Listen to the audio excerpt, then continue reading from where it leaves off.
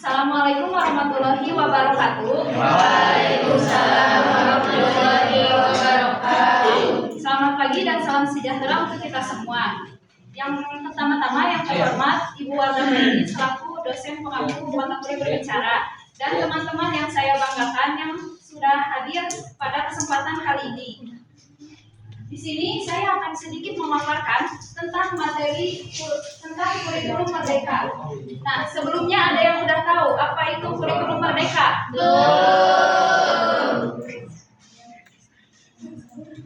Kurikulum merdeka sendiri adalah dengan metode pembelajaran intrakurikuler, yang artinya kurikulum ini menggunakan metode berbasis proyek yang memiliki tujuan untuk meningkatkan minat dan bakat siswa.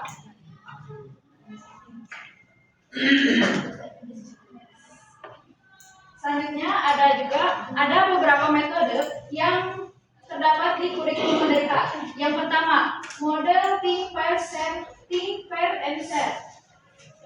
Metode ini diajukan untuk perkembangan dalam interaksi siswa. Artinya siswa dipasangkan untuk mendiskusikan suatu permasalahan. Yang kedua, ada model pembelajaran jigsaw. Guru membentuk kelompok belajar yang dimana kelompok belajar ini setiap kelompok menyelesaikan suatu permasalahan yang kemudian permasalahannya itu akan didemonstrasikan di depan kelompok lain. Yang ketiga, ada model pembelajaran project based learning yang dimana siswa dapat mengkaji dan mendapatkan ilmu pengetahuan, atau lebih sederhananya adalah guru memberikan tugas secara nyata. Nah, selanjutnya ada perbedaan antara kurikulum merdeka dengan kurikulum 2013. Yang pertama ada kerangka dasar. Kerangka dasar pada dua kurikulum ini berlandaskan pada Sisdiknas dan Standar Nasional Pendidikan. Tetapi yang membedakannya adalah pada kurikulum merdeka ditambahkan dengan pembuatan profil pelajar Pancasila. Yang kedua, ada kompetensi yang dituju. Kompetensi yang dituju pada kurikulum 2013 ini lebih membentuk kompetensi dasar, yakni sikap spiritual, pengetahuan, dan keterampilan. Sedangkan pada kurikulum merdeka dibagi menjadi beberapa fase. Contohnya pada fase fondasi, yaitu pada fase fondasi ini bisa digunakan pada jenjang PAUD dan TK. Pada fase A, B, dan C bisa digunakan untuk jenjang SD. Sedangkan ada fase D digunakan untuk jenjang SMP. Pada fase E dan F digunakan untuk jenjang SMA. Yang ketiga ada jam pelajaran. Pada kurikulum 2013, jam pelajaran sudah diatur per minggu oleh masing-masing sekolah. Sedangkan pada kurikulum merdeka diatur per tahun, sehingga sekolah tinggal mengalokasikan masing-masing waktunya. Yang keempat ada perangkat ajar siswa, yang dimana pada perangkat ajar siswa pada kurikulum 2013 menggunakan buku teks dan non teks. Sedangkan pada kurikulum merdeka, guru bisa memberikan contoh modul ajar untuk dijadikan sebagai acuan untuk siswa. Yang kelima ada perangkat kurikulum. Perangkat kurikulum 2013 menggunakan implementasi kurikulum, panduan penilaian, dan panduan pembelajaran siap jenjang. Sedangkan pada kurikulum merdeka, kurikulum lebih bervariasi.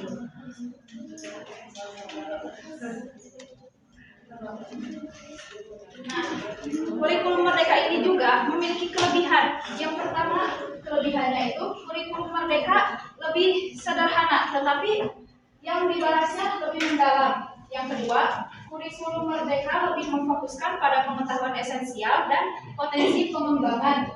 Yang ketiga, pembelajaran lebih bermakna dan tidak tergesa-gesa. Artinya, pembelajaran tidak hanya memfokuskan pada materi saja, tetapi juga ada praktek. Yang keempat, peserta didik lebih merdeka. Ya, artinya, contohnya pada siswa SMA, di mana pada kurikulum merdeka, siswa SMA tidak ada lagi jurusan IPA, IPS, ataupun bahasa, melainkan semua umum. Yang terakhir, untuk guru dapat melaksanakan pengajaran sesuai penilaian terhadap capaian dan peserta didik. kekurangan dari kurikulum Merdeka itu sendiri. Yang pertama, segi implementasinya masih kurang. Yang artinya masih ada beberapa sekolah yang belum menerapkan kurikulum Merdeka. Yang kedua, sistem pendidikan dan pengajaran masih kurang terrealisasi dengan baik. Masih banyak pihak sekolah ataupun dari guru yang belum memahami apa kurikulum Merdeka. Yang terakhir ada kurangnya sumber daya manusia serta sistem belum terstruktur.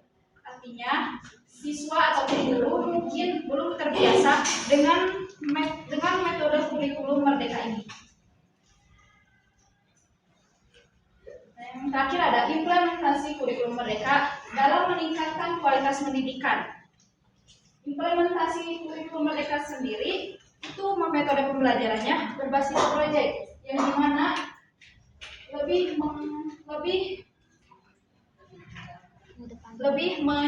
menekankan untuk pengembangan minat dan bakat siswa.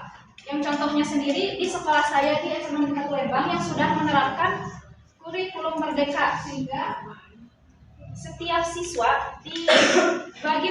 kelas dibagi menjadi beberapa kelompok. Kemudian setiap kelompok mencari suatu permasalahan dengan tema SDGs, yang kemudian permasalahan itu mencari solusi, dan dimana solusinya ini akan dijadikan sebagai suatu proyek.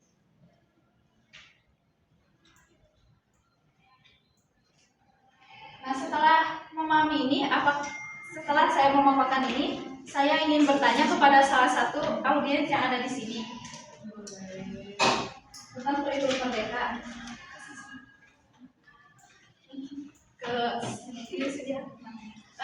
Ingin bertanya, apa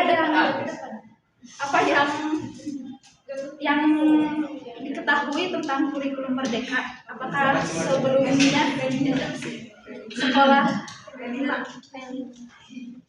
boleh? Aku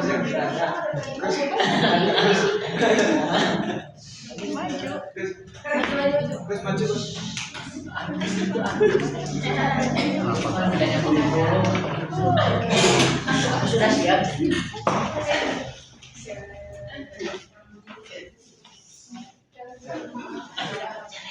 Baik, izin menjawab. Kurikulum Merdeka merupakan kurikulum dalam pembelajaran interakurikuler yang beragam dengan konten yang lebih optimal agar peserta memiliki cukup waktu untuk mendalami konsep dan mendapatkan kompetensi. Apakah di sekolahnya dulu sudah menerapkan kurikulum Merdeka ini? Terima kasih.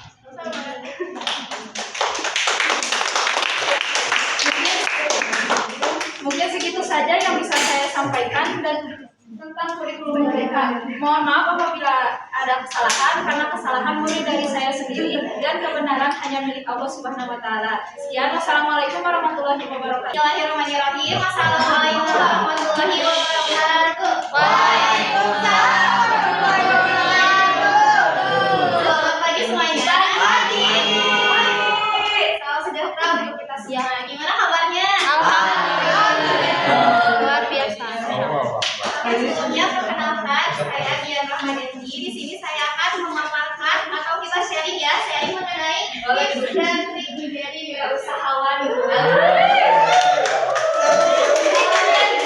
Sebelumnya, ada yang tahu nggak di sini wirausaha itu apa? Atau udah ada yang melakukan wirausaha? Jadi udah? Lima. Ayo. Oke. Jadi wirausaha ini adalah apa? Kegiatan usaha yang melibatkan penciptaan, pengelolaan, dan pengembangan usaha atau bisnis. Dapat dipahami? Siap. Oke, selanjutnya. Oke, selanjutnya, mengapa wirausaha muda? Yang pertama, ada meningkatkan kepercayaan diri. Teman-teman sepakat ya di sini dengan wirausaha kita dapat meningkatkan kepercayaan diri kita. Oke, pada berwirausaha kita ini dituntut untuk bertemu banyak orang, ya kan? Dituntut untuk bertemu dengan pelanggan, investor, atau mungkin brand ambassador dan sebagainya, sehingga kepercayaan diri kita itu diasah, gitu ya. Terus selanjutnya mengasah kreativitas dan inovasi. Nah, dengan berwirausaha ini kita dituntut untuk berkreasi gitu. Produk-produk yang akan kita jual, kita kreativitaskan, kita inovasikan, kita modifikasi agar dapat suatu produk yang diminati banyak konsumen. Terus selanjutnya, peluang mendapatkan penghasilan sendiri. Sepakat tidak dengan berwirausaha kita dapat menghasilkan uang sendiri? Sepakat. Oke. Nah, yang betul dengan berwirausaha kita dapat menghasilkan uang lumayan buat jajan gitu. Terus selanjutnya menciptakan lapangan pekerjaan. Nah, tanpa disadari dengan berwirausasaha kita itu dapat membuka lapangan pekerjaan bagi orang lain. Misalnya nih kita sebagai mahasiswa, terus kita berjualan, terus yang pegang usaha kita siapa? Berarti kan kita harus mempunyai seorang karyawan dan secara tidak langsung itu kita membuka lapangan pekerjaan bagi orang lain. Nah, terus selanjutnya. Nah, jika kita ingin memulai usaha, yang pertama kita identifikasi minat dan passion. Itu kan apa yang kamu sukai. Nah, jadi kita tuh harus tahu dulu nih kita di bidang apa, terus passion atau keterampilan kita ini di bidang apa. Misalnya kita ada minat di kuliner. Nah, kita bisa jualan makanan ya. Terus riset pasar. Nah, selain itu kita juga harus memahami kebutuhan pasar dan pesaing. Contohnya nih kalau misalkan kita mau jualan surabi, berarti itu kapan waktunya tuh kira-kira? Iya, terus kita juga memahami nih pesaingnya gimana terus agar kita tidak terkalah saingan, kita bisa memodifikasi produk surabi tersebut misalkan menjadi warna-warni, bentuknya jadi segitiga, pakai topping-topping yang banyak juga. Nah, kita selanjutnya boleh next. Oke, selanjutnya membuat rencana bisnis. Gimana sih cara membuat rencana bisnis gitu ya? Terus yang pertama itu ada tentukan ide dan rencana bisnis yang jelas. Nah, sebelum kita mau terjun ke dunia usaha, kita itu harus menentukan dulu ide atau rencana atau plan gitu ya. Gimana nih kekurangan sama kelebihannya, terus riset pasarnya tadi gimana dan sebagainya. Terus yang kedua mulai dari skala kecil. Nah, kalau kita mau mendirikan usaha, kita tidak harus langsung jualan yang gede gitu. Nah, nggak perlu ya. Kita rintis aja dari skala yang terkecil. Contohnya kita sebagai mahasiswa kita bisa menyimpan makanan di lobi gitu ya. Ya, terus selanjutnya mulai dari selanjutnya gunakan teknologi untuk pemaparan dan operasional. Nah, seperti yang kita ketahui ya, di zaman globalisasi ini banyak teknologi yang sudah berkembang. Contoh aplikasi yang dapat kita gunakan untuk pemasaran juga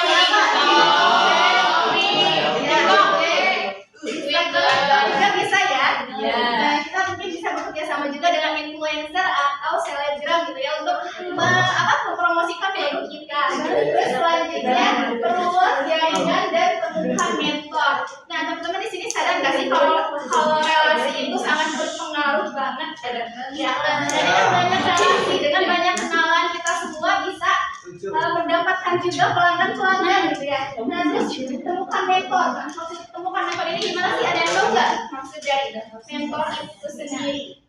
Orang yang lebih berpengalaman. Iya betul. Jadi kita bisa curhat ya tentang keadaan usaha kita. Mungkin mentor itu bisa memberikan masukan kepada kita. Gimana nih baiknya usaha kita, gitu ya? Harus gimana-nya. Terus selanjutnya inovasi dan perbaikan berkelanjutan. Nah, kalau ingin usaha kita berkembang pesat, usaha kita sukses gitu ya, kita tuh harus menyelaraskan dengan keadaan zaman. Kita harus menginovasikan produk-produk kita.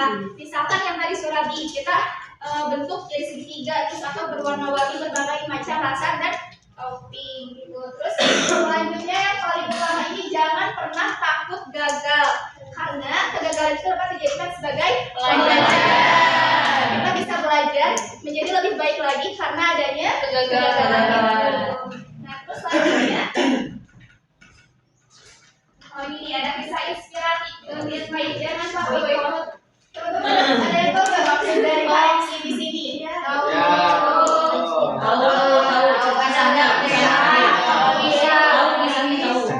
Tahu kan kisahnya?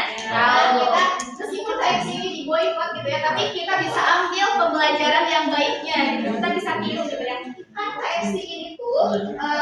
jatuh bangunnya kalian udah tahu ya. Yang awalnya Kolonel Sanders ini tuh berjualan di pom bensin, terus menjual ayam chicken yang itu, terus lama-kelamaan ada pembangunan jalan yang mengakibatkan si usahanya itu redup gitu. Jadi si Kolonel Sanders ini juga pernah berniat untuk menjualkan resep ayamnya ke berbagai resto di Amerika Serikat.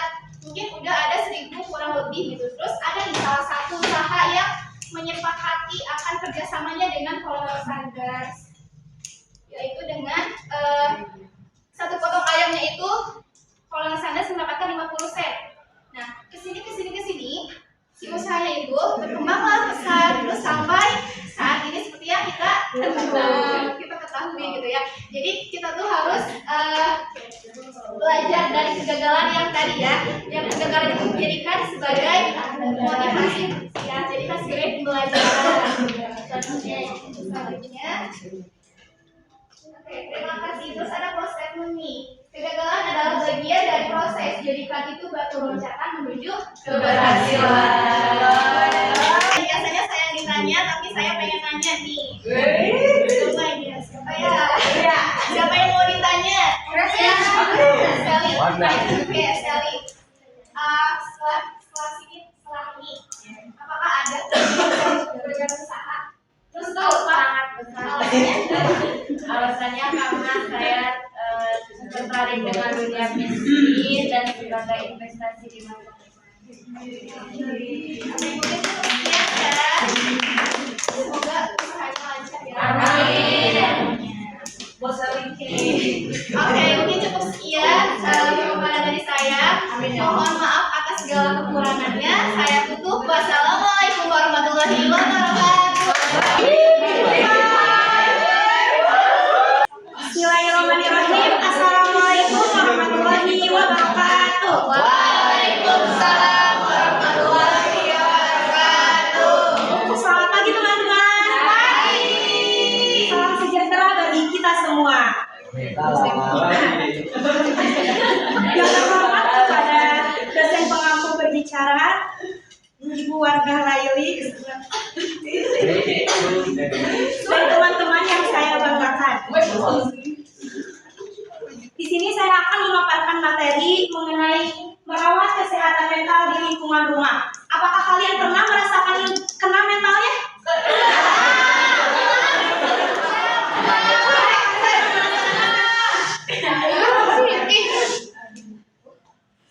Apa itu kesehatan mental di lingkungan rumah? Kesehatan mental di lingkungan rumah sangat penting karena rumah adalah pertama di mana seseorang merasa aman, nyaman, dan diterima.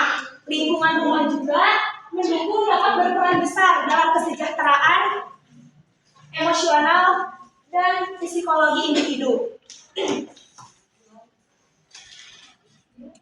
Cara menjaga kesehatan mental. Pertama, ada hobi dan kreativitas. Nah, cara menjaga kesehatan mental ini kita bisa menjaganya dengan hobi dan kreativitas. Nah, seperti kalian sukanya hobinya misalkan jalan-jalan nih. Nah, kita bisa jalan-jalan atau kulineran. Ini hobi. Nah, itu bisa menjaga kesehatan mental kita agar tidak pusing. Nah, kedua ada istirahat yang cukup. Nah, kita juga harus menjaga kesehatan kita agar tubuh kita sehat, otak juga sehat gitu. Nah, ketiga, olahraga. Di dalam tubuh yang kuat terdapat jiwa yang sehat. Tubuh kita kurang fit gitu. Jadi di dalam misalkan olahraga, misalkan kita sedang sakit kan, tiba-tiba nih, misalkan otak kita kena gitu, tiba-tiba mumet gitu. Nah, keempat atur pola makan. Nah, di sini siapa kalau misalkan stres, bawaannya pengen pedes-pedes.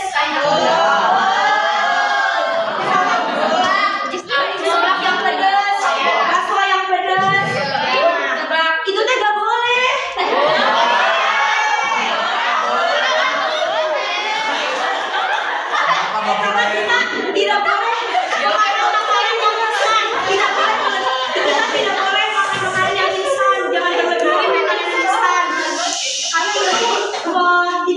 bagi kesehatan kita.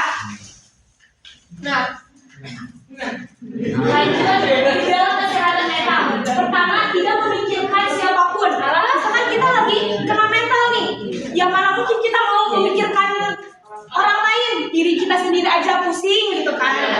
Nah, kedua, sulit berkonsentrasi. Nah, ketika kita misalkan kena kesehatan mental nih, kena mental atau stres, susah kan berkonsentrasi dalam belajar, misalkan dalam mengerjakan tugas. Oh, udahlah pusing, udahlah gini. Nah, kalau misalkan kita masuk nih, contohnya masuk kuliah, kita teh ada tubuh kita teh ada duduk, tapi pikiran kita teh lagi memikirkan yang lain, entah memikirkan permasalahan yang lain, memikirkan pacar gitu. Sedih tanpa sebab yang jelas. Kan cewek mah suka nih. Iya betul. Moodnya teh berbeda-beda. Kadang tiba-tiba nangis, seharian nangis, merasa cemas. Keempat, takut secara berlebihan. Nah, misalkan kita punya masalah ini, nah kita teh fobia ke masalah ini teh, atau misalkan nggak mau, ya gitu.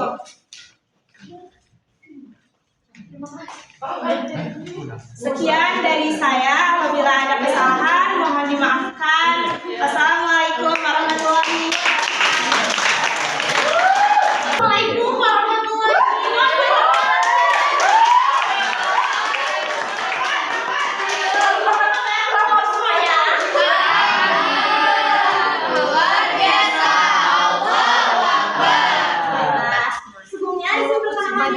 terlebih dahulu, perkenalkan nama saya saya merupakan aktivis dari Universitas Al-Salam Bandung.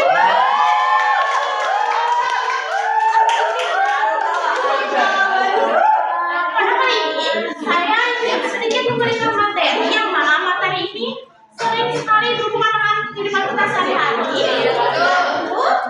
Saya kali ini akan membahas tentang musik. Nah, apa sih itu musik? Musik adalah nada atau olahan nada yang dimana sebenarnya itu mengungkapkan perasaan kita. Nah, terus apa sih hubungannya musik dengan materi kita kali ini? Kali ini saya akan membahas bagaimana musik mempengaruhi suasana hidup Anda. Saya ingin menunjukkan sebuah video. Nah, kalau video ini merasa sangat menarik sekali dengan kalian, kalian boleh ungkapkan perasaan kalian. Boleh?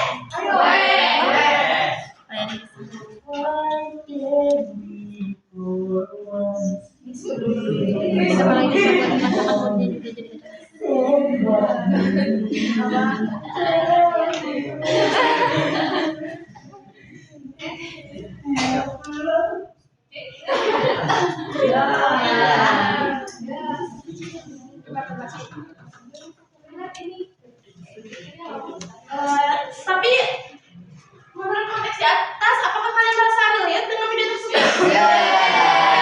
Soalnya aku begitu, ya kan?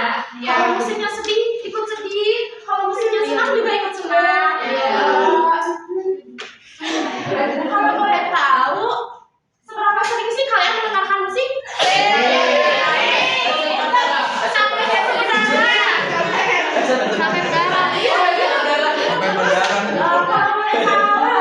Genre lagu apa sih yang sering kalian dengar? India, ada cowboy, jazz. Terus siapa sih penyanyi favorit kalian? Indie.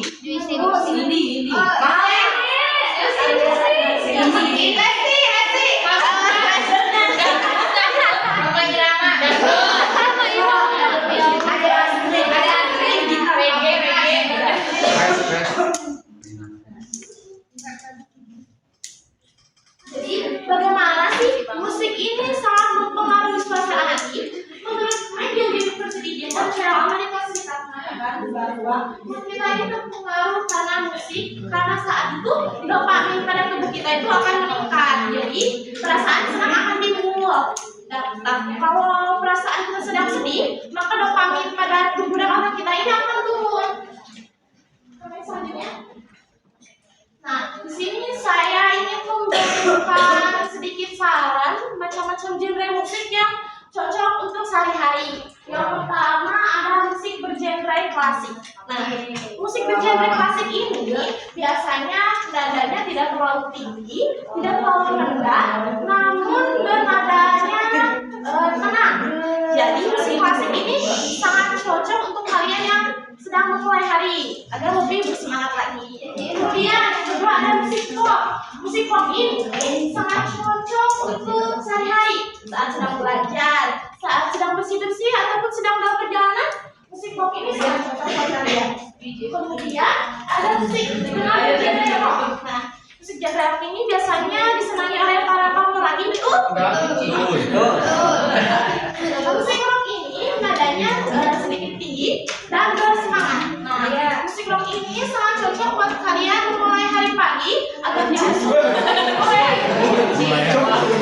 semangat dan bersemangat. Dompet tetangga. Kemudian apa sih yang boleh dilakukan agar perasaan hati kita ini lebih ceria dengan musik? Hal yang dapat kita lakukan dengan musik adalah mendengarkan musik yang beritme ceria dan optimis. Bahkan lebih dari hal yang cocok, musik ini bisa mempengaruhi perasaan. Nah, biasanya musik-musik yang berceria ini didapati oleh Tulus, Hype, kemudian ada Susi. Boleh kalian dengarkan. Soal boleh. Dan nambah bahan juga nambah. Sebelum masuk materi, saya ingin mengajak kalian bernyanyi, boleh?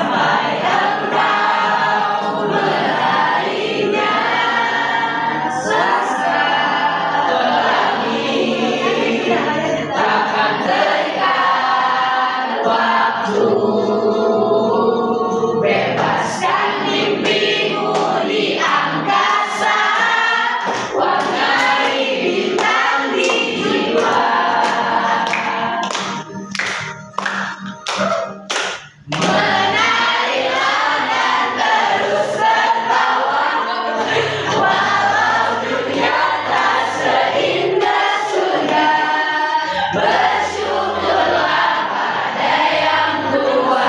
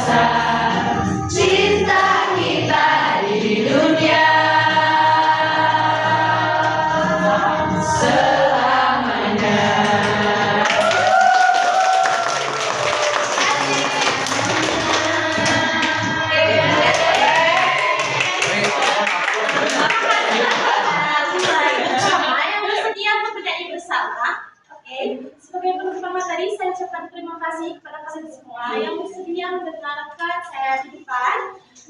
Dan mohon maaf bila ada kesalahan kata. Wabillahi taufiq wal hidayah. Wassalamualaikum warahmatullahi wabarakatuh.